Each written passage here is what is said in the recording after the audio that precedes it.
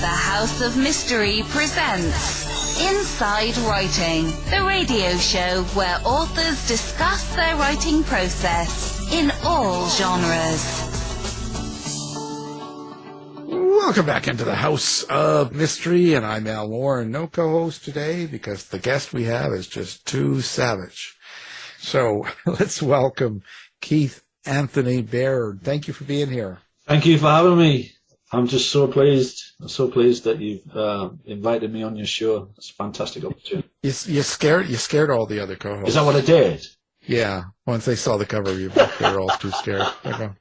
They go, you're kidding, right? No. Are you talking about Spinneret? Is that what you're talking about? Yeah. Yeah. Well, yeah. do you know who did the artwork for that? Yeah. No. A wonderful artist called Elizabeth Leggett, and she is in New Mexico. You might want to check out her website because, well, the publisher, Biggest Gate, I think they like Elizabeth's work a lot because they use her for quite a lot of titles. And then obviously it was interesting because the publisher is in Kansas, I'm in the UK, and Elizabeth was in New Mexico. So we had a Zoom meeting and we just kind of discussed the things that we wanted. I mean, in all honesty, Al, I was thinking something a little bit more horrific, actually. and you're already seeing that it scared people anyway. But I was kind of plumbing for something that was a little bit more sort of, I don't know, maybe a bit more skull-like, to be honest, I think, in my mind. But it was funny because we were talking about lots of different aspects of it, about the crone, who is the main character. She's a necromancer. So basically she has to run away when her noble bloodline is betrayed. So all of her family are butchered. The soldiers and the hunting dogs are coming after her, and she runs off into the forest. Now she's a young maiden, probably, in her 20s, something like that. And she gets saved by a hermit who's living out in the wild. But he's like a warlock. So he kind of like dispatches the soldiers and the hunting dogs, and he takes her in. But because she is kind of hell-bent on revenge, once she starts learning spell casting, she's got a dark heart because she's wanting that vengeance. So that leads her into a dark art, so therefore she becomes a necromancer. But she becomes sort of one with the forest. So all of the animals that are in there, all the plant life, everything's she's kind of like in tune with all of that, and it all communicates to her. So she becomes kind of like legendary in that valley, that kingdom. People seek her out for favors. But what she always does is she always kind of manipulates them, so they think that they're getting what they want. But she just ultimately ends up bringing their downfall and cursing them because she wants to get back the seat of power that she lost. So what Elizabeth did was she kind of had a more subtle approach than what I was thinking for the cover. Because, there's kind of like a lot of spellcasting in there which creates monsters, which are human spider hybridizations, which is all to do with spellcasting and using, various components of humans and spiders and all this kind of grim stuff. So I was kind of like maybe thinking that for the cover, but Elizabeth kind of sort of said, well, why don't we go for a more kind of mysterious thing? So hence the cover that we have now, which is the kind of maiden when she was young, but with like a sort of twisted hazel crown on there, because obviously she's reseeking her power. And then just kind of like elements of the forest in there as well. So it's kind of, I don't know, have you actually seen the cover? Yeah.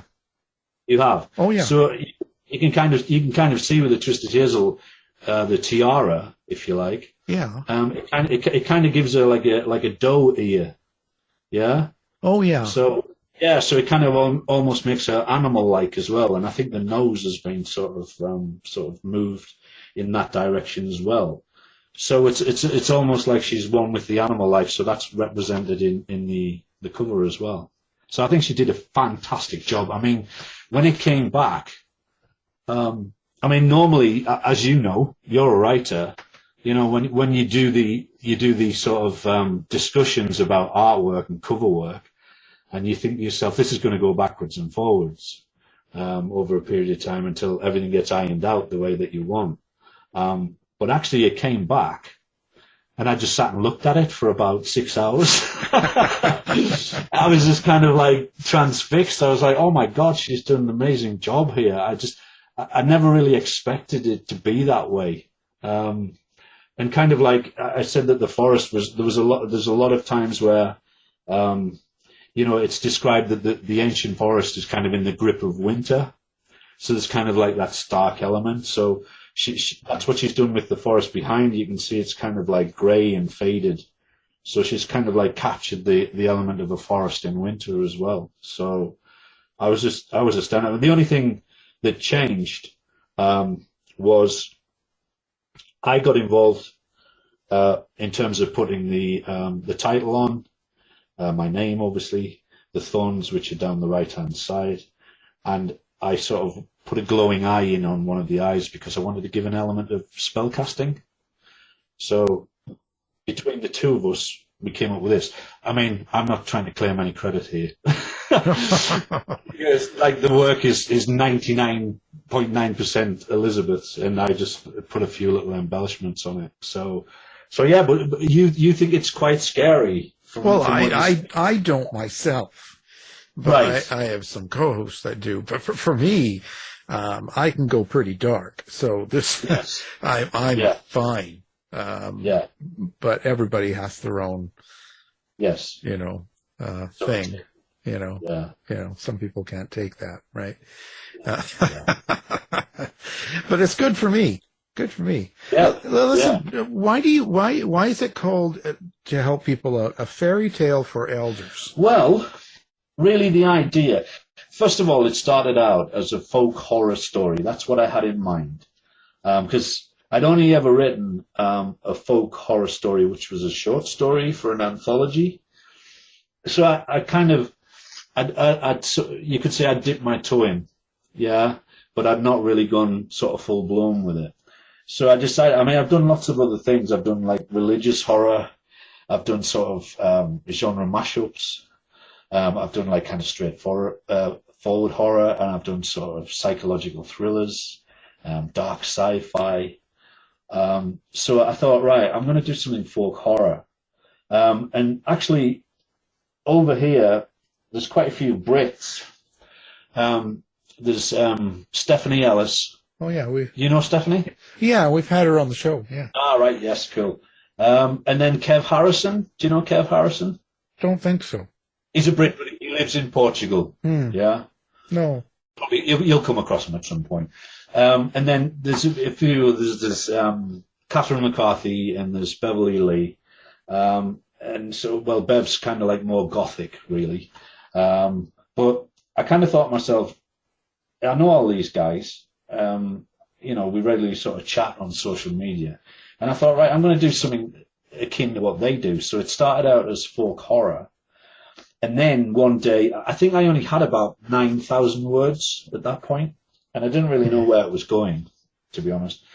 And then I sort of woke up with an idea, as you do. You know, you go and walk the dog, or you go and make a cup of tea, you know, or you go and blow your nose, and then all of a sudden you've got an idea for something. So I decided, right, how about if I make it a fairy tale? So, but what I wanted to do was, I wanted to make it kind of like a child's fairy tale, but for adults. So hence a fairy tale for elders. Yeah. And obviously within that, I was kind of thinking, how far can I push the envelope with this? You know, in terms of content, graphic content, you know, kind of bloodletting, gore, battles, things that monsters do to humans in it, which is some pretty horrific things, to be honest. But what I wanted to do was I wanted to try and make it almost like a fable, but also like a child's fairy tale which had like recurring themes, because fairy tales were kind of like a way of teaching children things. There was always kind of like a moral there or Right. something. Yeah. Yeah. So I wanted to make it cyclic as well. I know it's picking up some really good reviews, but I know one reader turned around and said they didn't like the fact that things were repeated. And I get that. I understand that. The reason for that was it kind of revolved around the spellcasting rituals, which they couldn't change because they kind of like are what they are. So they can't be altered because the outcome would alter. Yeah. So I kind of had to make those things cyclic, and they had to repeat, and they had to be kind of like the same. And also that was also trying to sort of emulate what a child's fairy tale does, which is kind of like, keep hammering home a message all the time. So yeah, it was. I had those 9,000. What I was trying to do, because prior to that, I was staunch DIY. I always put my own work out, and put it out via Amazon and Audible. And then I decided after about 5 years, I thought, well, how about I see if I can get with a publisher? So I asked around a few author pals, and they said, oh, well, Grey Matter Press in Chicago, they've got an open window at the moment. So I went and checked that out, and there was 2 weeks left.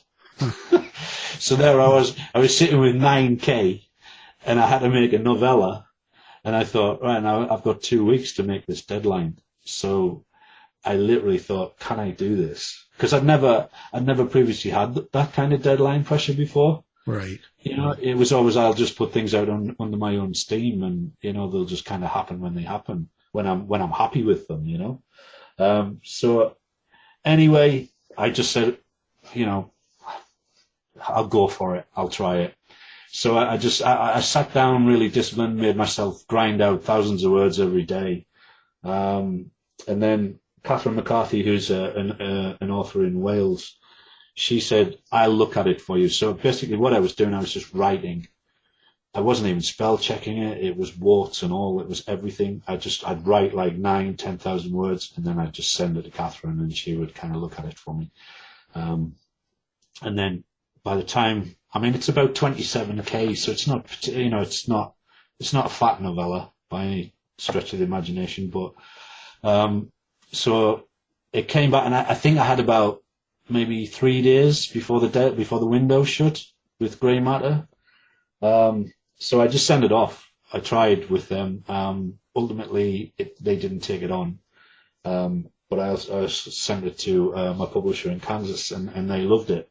So I think from sending it in April of 21, it got picked up, and the contract was signed December 21. And then I've had to wait all of 22 until November before it came out because of scheduling. So it's been about a year and a half's wait for it to materialize. Yeah. That's how it can go. You know what that's like, don't you? Yeah. And publishers, it'll go that way.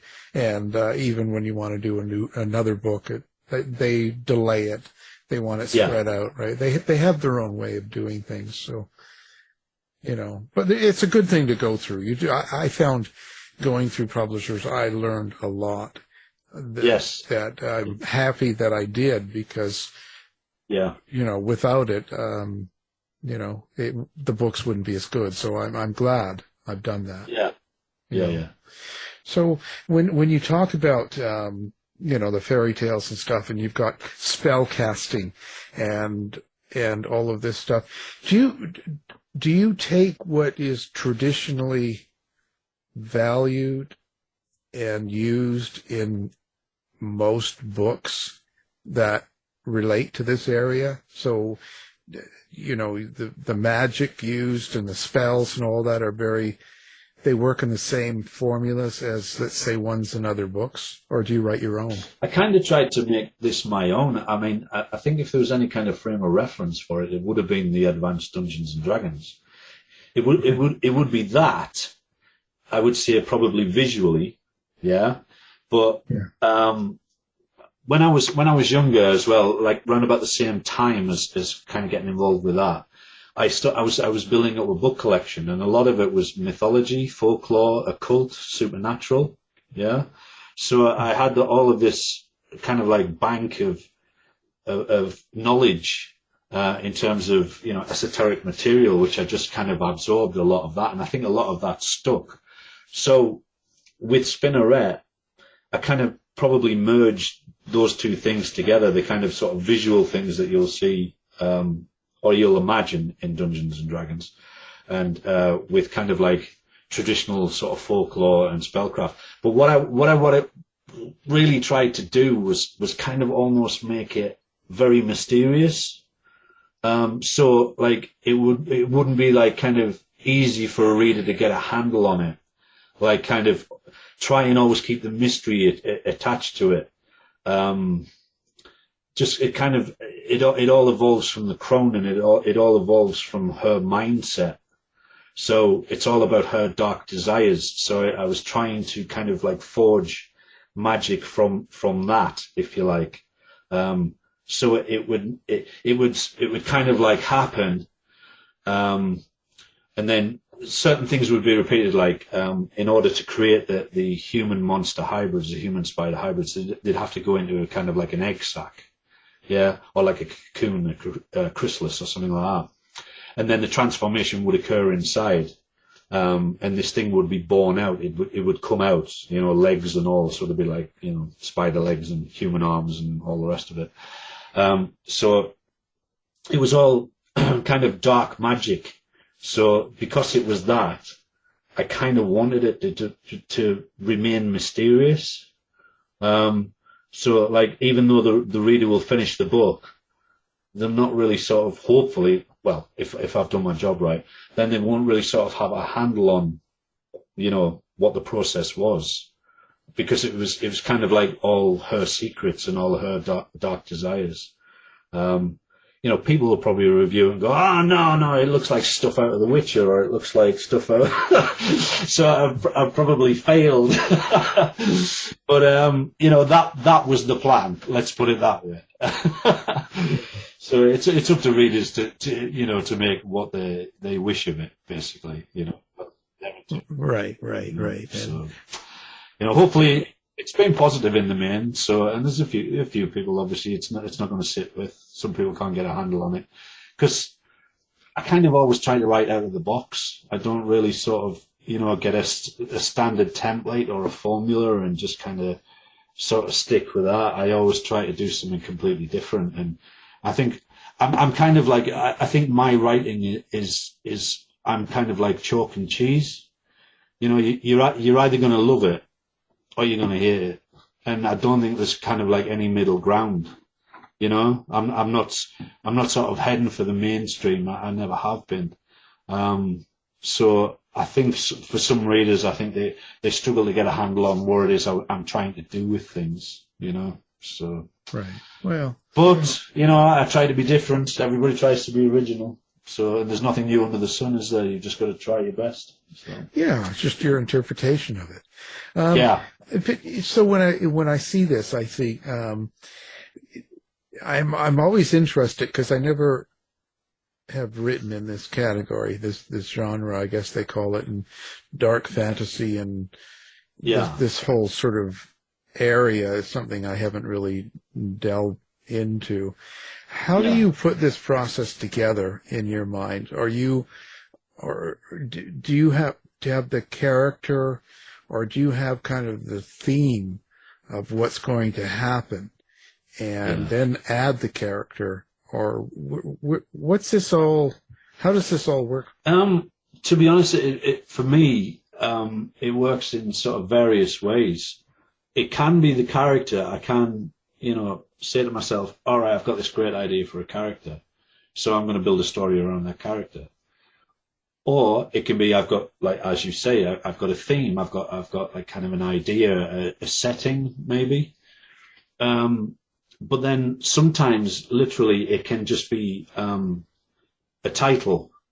So in this instance, I was really sort of struggling to get the title right, and I kept sort of like putting it down, coming back to it, taking the dog for a walk, all that kind of thing, thinking it out, came back, and then one day it just clicked, and then I thought, right, now I can, I'm out of the blocks, I'm up and running. So this one, it was the title came first, and from the title, the theme, which was, trying to make it an adult fairy tale. And then from that, it was, right, it's going to be this crone character. It's going to be this displaced noble maiden. And she's going to, it's going to be a cyclic story where she comes back to being, within the seat of power, but it kind of, without really giving everything away, it kind of actually does become a fairy tale ending, but it becomes a fairy tale ending based upon the stories that her mother told her when she was a child about the spider folk who lived in the forest. So, like, she becomes her own fairy tale because she walks away from the world of men because she's had enough of the world of men, and all their sort of machinations and everything they try to do and everything they destroy, and so she kind of. I don't want to give too much away, Al. Well, has she tried being a lesbian then, or what? No.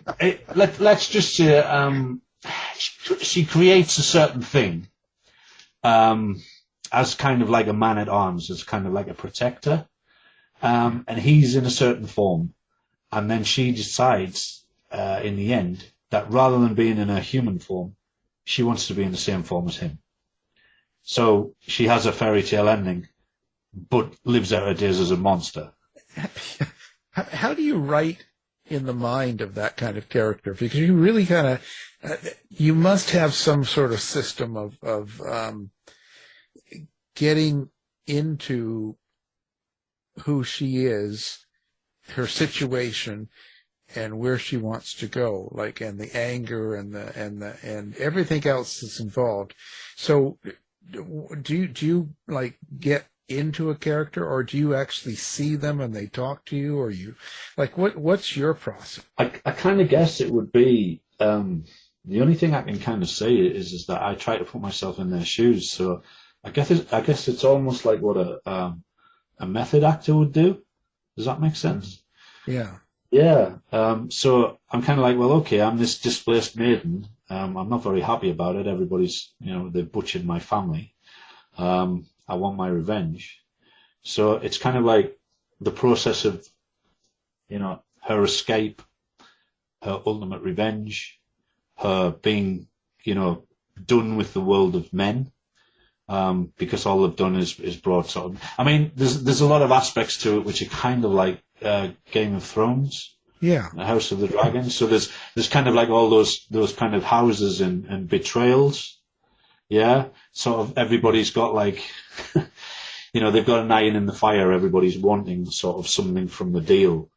So she has to sort of manage all of those kind of desires and wants and turn them around on other people to ultimately make it work out for her. So she brings about their downfall in order to get back to where she wants to be. And then when she gets back to where she wants to be, she just realizes ultimately that it's not what she wants. So it's kind of like a vengeance story, but it's also a redemption in there. And then ultimately there's a love story at the end between monsters. Oh. It's a monster love story. So that's my mind in a nutshell. Love between monsters. So there you go. And there'll be an X-rated version next.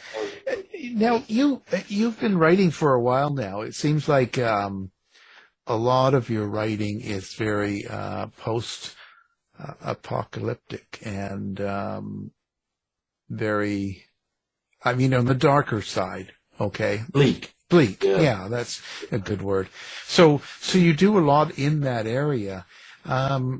So what happened to you in your life to make you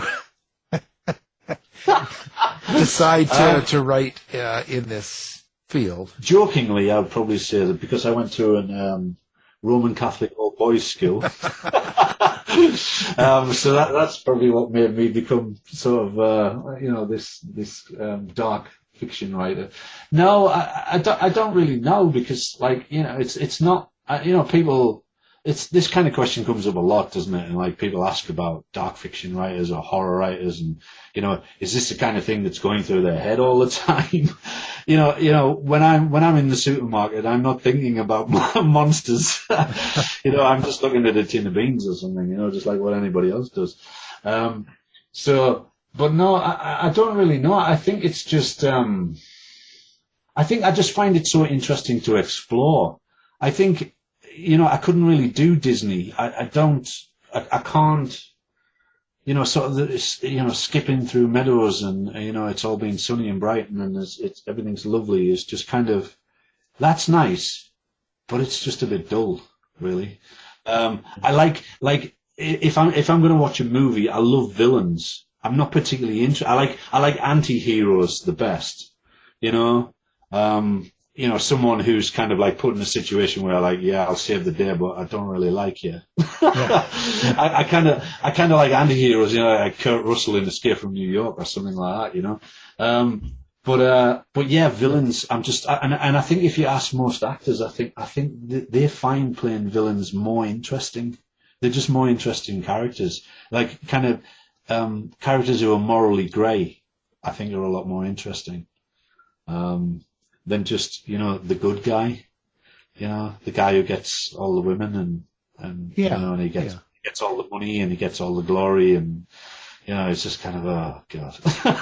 yeah. Don't like him. No, he's the one that gets killed. Yeah, hopefully.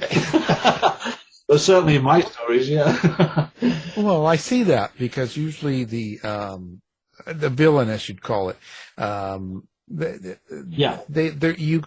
if you write it well, then the reader will understand so much more about the villain, what put them together, what put them there, what they're trying to do, and what their loves and hurts are, and all that. That all comes with it, right? So that it's much easier to get into a detail. Like, that's more interesting. You're right, because you got the good-looking stud guy that gets all the girls. Well, it's like, there's nothing great about him. Nobody cares.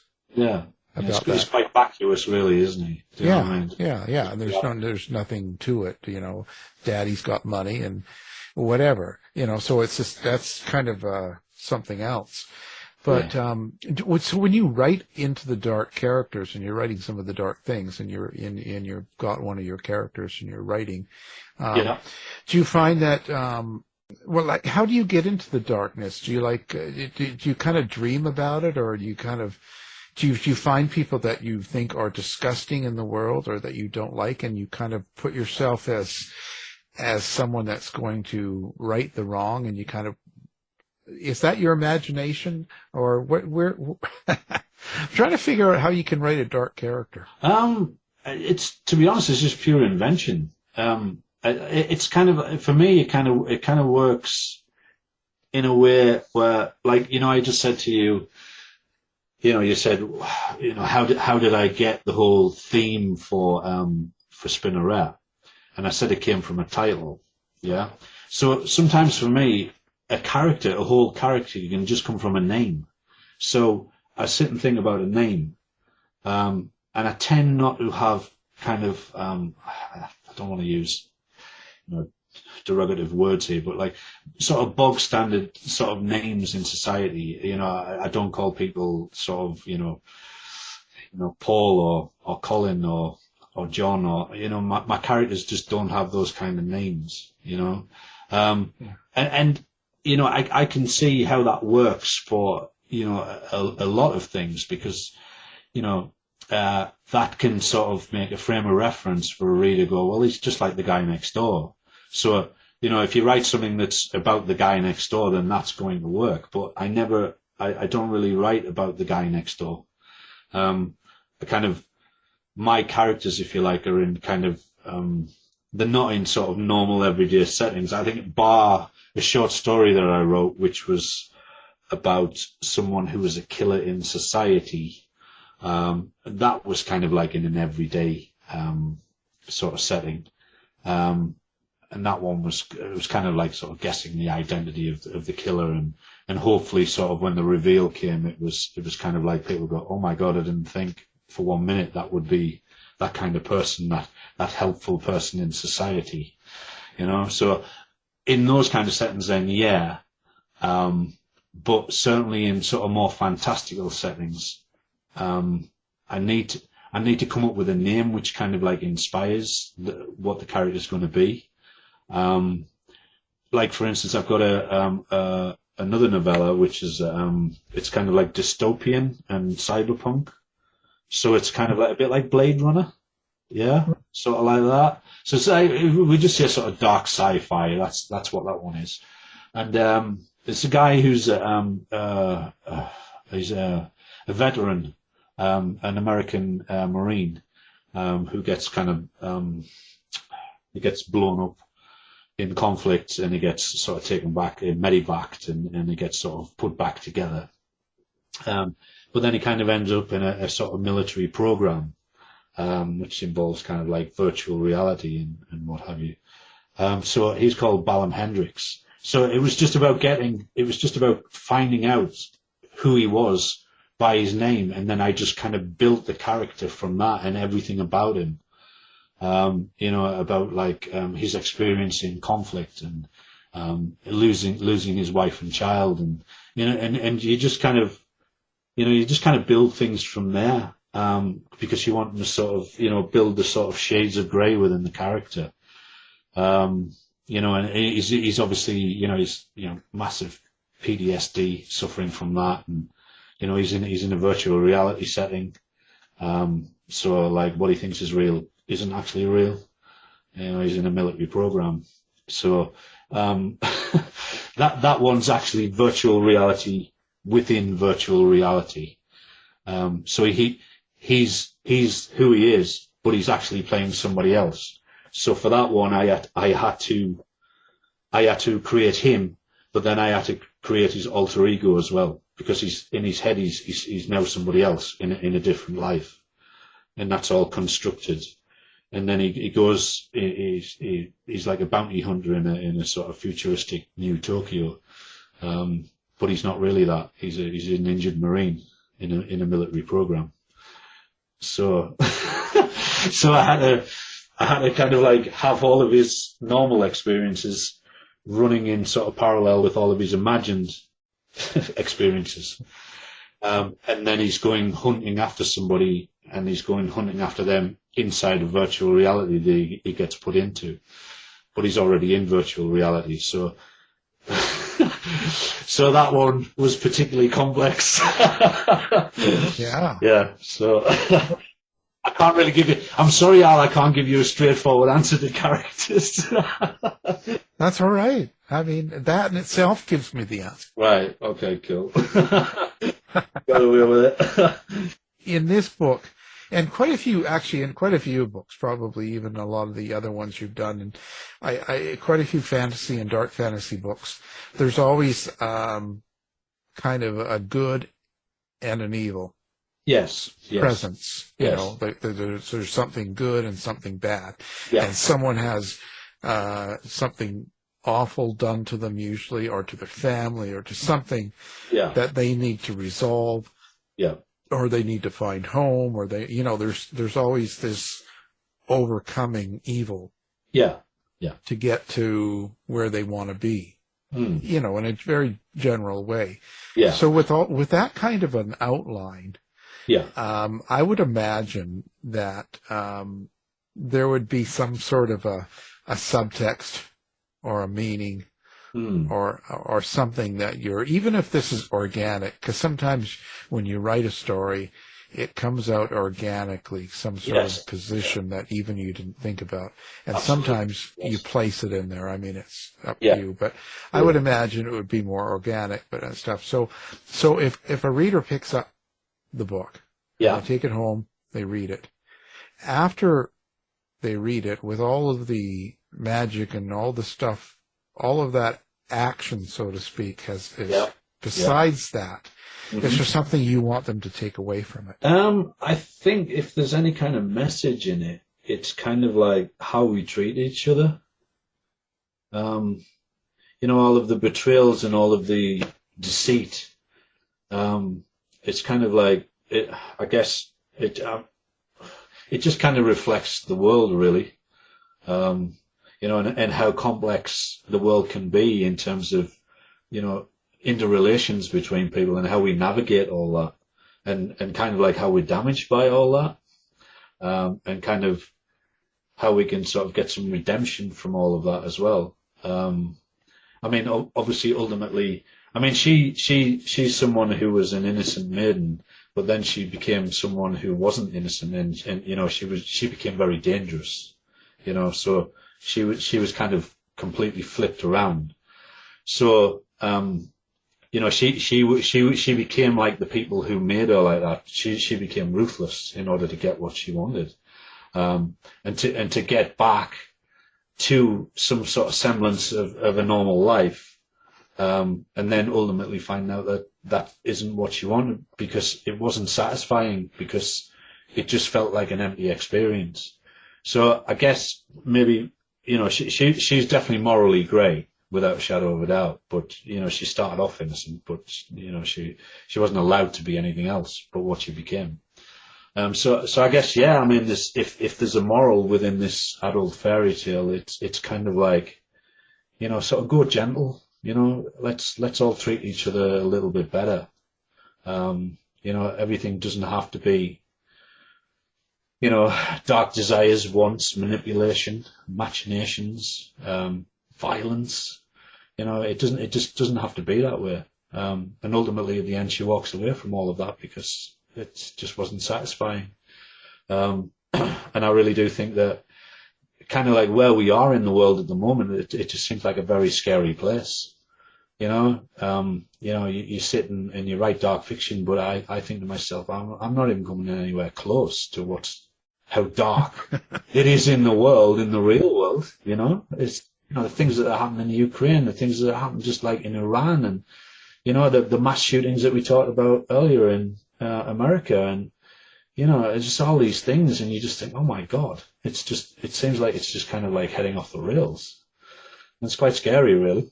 So I don't think anything I write is quite like even a patch on it. I'm quite thankful I live in the country that I live in, because things like gun laws and things like that, and it's sort of very different here. It could be like America. It could be worse, But to me, I think I didn't sort of like. I don't ever try to write anything where I'm trying to preach anything to anybody. I don't like that, because probably from my Catholic school upbringing, I don't like being preached at myself, so I don't really ever want to preach to anybody. I think if anything, I just want to make people think. Yeah, maybe sort of the thing that they can take away from one of my stories is that, that made me think about something. That's a win for me. If I can do that, that's a win. Well, yeah, that's for sure. And I wonder, lately I've seen there's so many fantasy and dark fantasy and these types of books and movies that have been popular the last, 5 years or so, maybe 10. Yeah. It's certainly a huge amount. And I wonder if that's kind of for the same reason. I wonder if most of them are set in a situation where no matter how awful the situation is, it's how we treat each other. I wonder if it's kind of the same philosophy in a sense. Yeah, it could be. I mean, it's certainly enjoying a lot of coverage in terms of movies and streaming platforms, and it's. I'd love something like Spinneret to be adapted. It would certainly have to be effects heavy, without a shadow of a doubt. But the likes of Disney Plus and Netflix, they've all got this. The Disney Plus is what, Mandalorian? Is that what? Yeah. I think so. And then Netflix, they did a thing called The Dark, and then they did a thing recently called 1899. I don't know if you've seen that. Yeah, I haven't. I've seen the scenes. I've seen the preview, but I haven't had time to watch. Yeah, it looks like it. Yeah. Those were shot, I believe, at a facility where it's called, everything used to be traditionally green screen, Yeah. So like, if you wanted to put a background in or whatever or an effect, you did that. But now they use this thing called a volume. So it's kind of like, I don't know how many degrees, maybe 270 degrees, kind of, so you have the stage, and then you have this backdrop, which is kind of maybe a 270 degree arc or whatever. And it's got like photorealistic backgrounds that they can just sort of switch on and off at will. So, it's everything can be shot pretty much in one location. So you're bringing all the backdrops to one location. So I think something like that would be ideal for Spinneret. You'd be able to bring the valley there, you'd be able to bring the town there, the Baron's castle, the mountains, and then the sort of, huge battle scenes you could do all that. So, I mean, really, as you know, this is kind of agent territory, really, in terms of like getting screen rights, isn't it? So, I mean, at this point in time, I have a publisher, I have a publicist, I don't have an agent. So, maybe I need the Holy Trinity for that to happen. Well, you never know. You just never know who you're going to meet. Yeah, right? That's true. And where it takes it. But you can have Kate Blanchett be the star. That's a stretch, Al. Come on. Well, you know what? I figure you go all the way, and if you get halfway, it's better than nothing, right? Yeah, true. Yeah, just aim high, and then you're going to hit something. Aim high. Yeah, aim real high, and what the hey? At the end of the day, it'll be somewhere in the middle. So. I like your philosophy, Al. I like it. Yeah. Well, somebody's got to do it here. So, well, okay. Listen. So, if someone had never read one of your books before, and you've got quite a few little books out here going on, stuff like that. So, which one book would you say captures the essence of your writing the best? Oh God. That's just a doozy of a question, that one. Oh my God. Right. Okay. Well, this is the big boys here. Yeah, no. It's kind of hard because okay, I've got two novels, full-length novels, which is The Jesus Man, The Post-Apocalyptic Tale of Horror, and I've got Next Lexicon. But then I've got a book of short stories. And then I've got work in a few anthologies as well. And then obviously I've got this novella, Grimdark. See, they're all kind of sort of stylistically specific, so trying to pick something which sort of captures what I do, but let's just say it makes it more accessible to someone. I would say probably the place to start would be my book of short stories, which is called And a Dark Horse Dreamt of Nightmares. So someone could start there. There's 6 stories in there. They're all different from each other, but they're all dark fiction. So you've got a sci-fi sort of story at the end. You've got a sort of paranormal story. You've got a serial killer story in there. And then you've got a few others. There was kind of a few other sort of occult and supernatural ones. So they could maybe sort of start with my book of short stories. And then I did an anthology. I put it together with a British author called Ross Jeffrey. We put a one called Hexperiments out, which is another anthology. And I've got a short story in there called Born of a Barbed Wire Womb.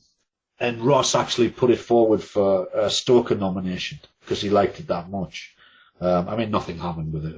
It didn't garner any interest.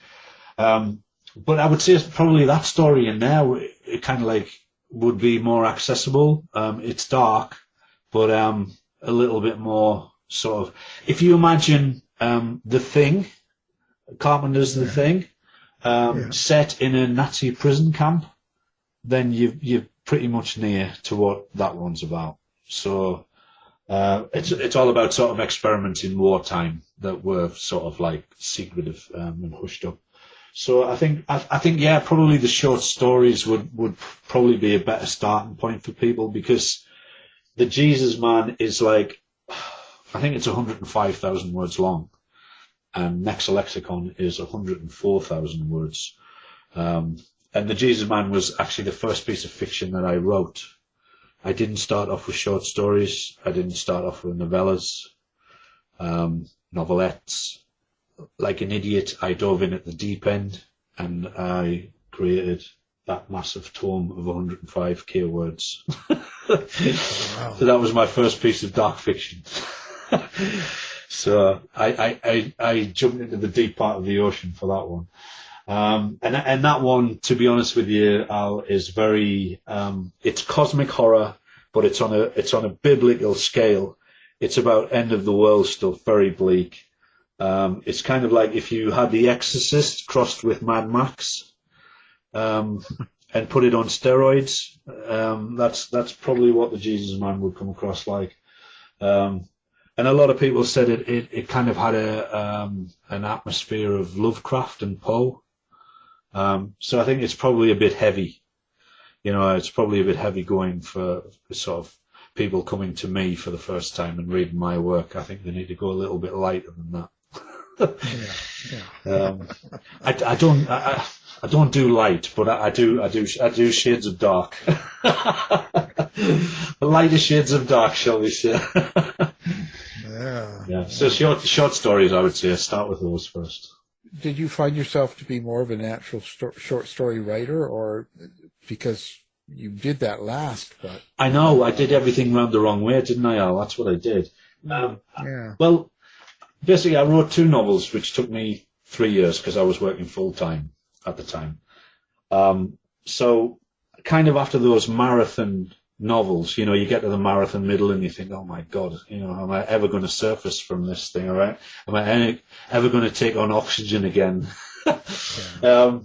So then I decided, right, I need to do something where it's just not such a long-term commitment. So that's why I decided to do the book of short stories. And a reviewer actually said, right, so he's written novels, can he write short stories? And then they went, oh yes, he can do that as well. So yes, I just kind of switched to sort of shorter formats. I actually, at this point in time, I'm kind of more focused on writing novellas, because it's certainly for dark fiction and horror. It's certainly a popular one. It's certainly popular with reviewers because they don't have, they've got a massive TBR pile of books that are just sitting there waiting for them to review. So, like with a novella, it's a shorter read for them, but it's still got some length to it. So there's that aspect of it. I think there's a lot of indie presses at the moment who are kind of focused on novellas as well, novels and novellas. So I'm kind of more focused on producing novellas because I can turn one around in like 6 months, maybe 4 months, even if I really sort of knuckle down and do it. So, I mean, I'm doing one at the moment, which is kind of like a side project. It's kind of a slow burn one with Beverly Lee, who's another British author I mentioned earlier. Bev's really known for, she writes books about vampires, and different vampires, different themes, all the rest of it. So we got our heads together and we said, we'll do one. So it's called A Light of Little Radiance. It hasn't serviced yet. Bev's kind of working on it at this point in time because I sent it off. I've done my sort of section and sent it off to her. That'll come back and that'll be at about the 20k mark, so maybe about halfway through. So we'll be shopping that around in 23, trying to find a home for that with a publisher. And like I say, I've got my dark sci-fi called Synthetica. That's I'm currently shopping that around with publishers. I'm waiting on some decisions. So I think really the novella is kind of like the format I'm looking at and concentrating on at the moment. For lots of different reasons. So yeah, maybe I've kind of found my niche. Well, by going around the houses the wrong way. Yeah, well, that's all right. There's no right way anyway. It just is, So now, do you do social media? Are you into fans and readers, and do you interact a lot on different... I try my best. I mean, I find it quite hard to keep up sometimes, to be honest with you. There's just so much going on that, you try to sort of interact and you try to sort of keep abreast of what's happening, but it's so fast moving. I used to be on Facebook, but I ditched that because I didn't like that platform after a while of being on there. It didn't work for me. The only real one I'm on at the moment is Twitter. I mean, obviously, given everything that's going on with Twitter at the moment, a lot of people are kind of jumping ship to Hive or Mastodon or something else. I've kind of held off at the moment for that. I am thinking about Instagram and just putting videos out on TikTok, but I need to sort of get my head around what I'm going to do in terms of the content, because I think certainly TikTok's probably a younger audience. And I need to sort of think how my work's going to appeal to them, you know. So at the moment it's just at KAB author, on Twitter. And then I'm building a website, which I've got a link to on my Twitter profile. It doesn't have a domain name yet, but it's all under construction and it does function. So people can actually go and visit and see that. And there's a tiny URL link on my Twitter profile, which will take them to my website. But yeah, I mean, you know, if I do anything in terms of, obviously marketing now has kind of changed, the landscape's changed for me, with Mickey being assigned to me. You know, a lot of it now is kind of podcasts and interviews and sort of online magazine interviews and features and things like that. Whereas before, traditionally, I was just kind of like focused on social media blasting. So I'm kind of obviously sort of expanding out of that now, because I think it can be a very useful thing. Don't get me wrong. And it's one of those things that if you explode on it, then you explode, and that's great, you know, but, I think the stars have to align for that. You know, like a celebrity picks up your book and goes, "Oh, I love this," and then, you know, his 3 million followers love it too, you know. So you know, I'm looking at where I can move to in terms of social media, but like, you know, I'm not really one for apps, and a lot of these things tend to be app based. Yeah. You know, I mean, I've got an iPhone and all that, but I prefer to do things on computers as opposed to on phones. It's probably because I'm old. Well, this is it. You know, I'm looking at my phone and I'm going, "Oh God, this is a tiny thing, and it's, you know, the buttons are so small, and you know, so maybe it's a generational thing. Maybe I need to, you know, kind of expand that." And yeah, it doesn't hurt. Get out there and throw stuff around and see what happens. It doesn't hurt. It's not going to bite.